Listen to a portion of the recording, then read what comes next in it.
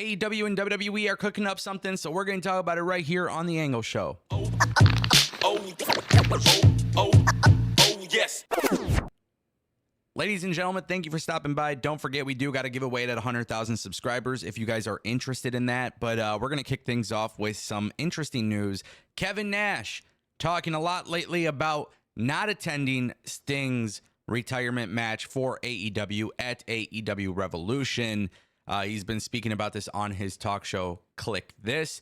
He says, what I said was, I'm a WWE guy, and I can't have a picture of me in the crowd at AEW Revolution. And underneath it says All Elite. I just can't have that. It just doesn't work. One of my closest effing friends is Paul Levesque.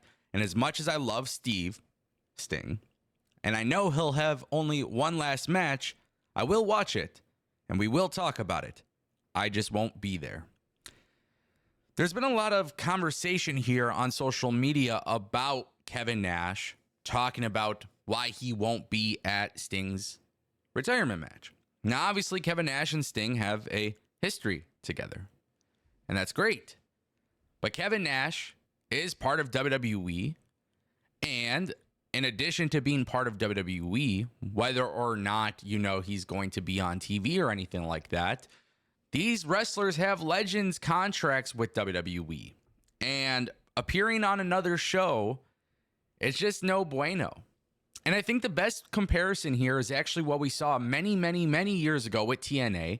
There was a wrestler from the Highlanders, and he was shown in the crowd at TNA, and it was just a huge problem. So at the end of the day, when I see things like that happen, I can understand why Kevin Nash wouldn't want to be there. Now, I think another aspect of this, too, is that some people feel like Kevin Nash is only critical of AEW because he is technically part of WWE and because he is Paul Levesque's friend. And to those criticisms, I'll say this. I think when it comes to consuming content, I think in 2024, I think you just got to be very, cognizant of who you're watching and what they're all about. Like for me, I don't have a paycheck coming from WWE or AEW. It literally would make no sense at all for me to be biased towards a company. But of course, if you hear somebody that's come from WWE or come from AEW, they might have a little bit bias towards their company. I'm not calling Kevin Nash biased, but what I'm saying is he's part of WWE. So yeah, I mean, technically at the end of the day, I wouldn't really expect him to make WWE look bad. I don't know. It's just the way it is, but Kevin Nash won't be there, and we'll see what happens. Guys, let's talk a little bit about WWE. WWE made a new hiring. This guy on the left, his name is Patrick Scott. You may have seen him in the indie wrestling scene. You may have seen him on Deadlock Pro Wrestling as part of NDA with Chris Danger. And then, of course, look, here's the thing, man. There's a lot of talks about WWE and what they're doing and all of these different things with, Raw and SmackDown and NXT and the writing and the creative. And there's just so much stuff happening. Well, now Bodyslam.net has reported that Patrick Scott will be joining as a writer's assistant in WWE SmackDown, which is great. I think this is great news. First of all, I watch Deadlock Pro Wrestling, so that's how I can tell you guys I have seen Chance Riser and Patrick Scott. Obviously, being an indie wrestler, getting the chance to go to WWE is a phenomenal thing because it's literally a career, right? Like you have I think if you're trying to do the comparison between being an indie wrestler and being in the WWE and AEW, if you have the opportunity to be a producer, a coach, a writer, or anything like that, obviously there is a very nice benefit to doing that for a major wrestling company. So Patrick Scott, obviously, experienced veteran in the wrestling industry, but may not be, a big name in indie wrestling.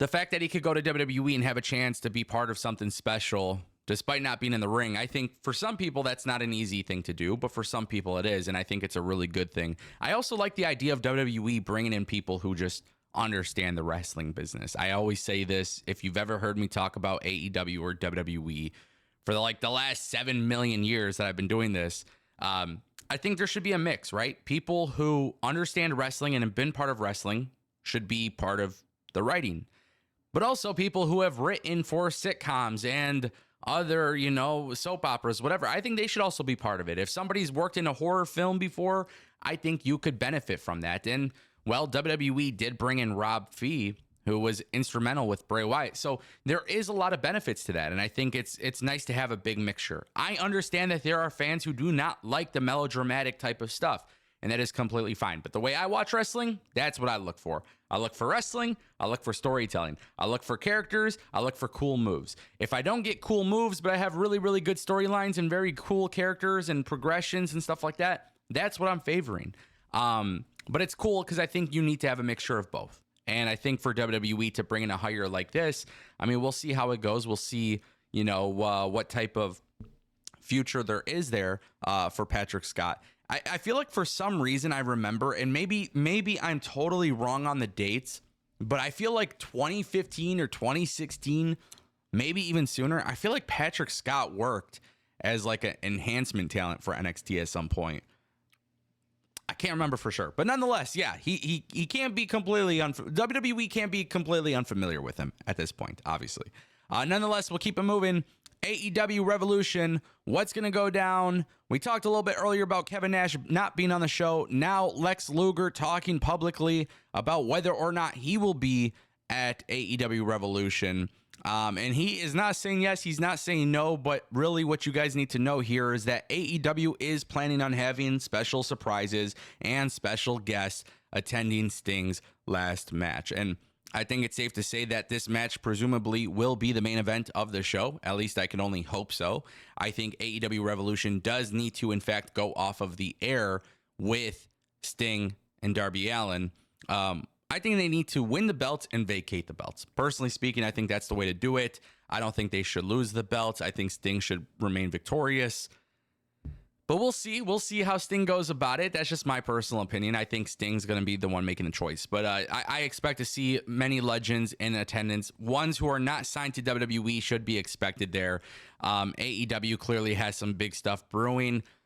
Keep in mind, big business is also not very far away. So we don't know if we're going to get Okada at Revolution. We don't know if we're going to get him at big business with Mercedes. But AEW is cooking. They also announced today a Meat Madness match, which is Powerhouse Hobbs, Lance Archer, and Wardlow.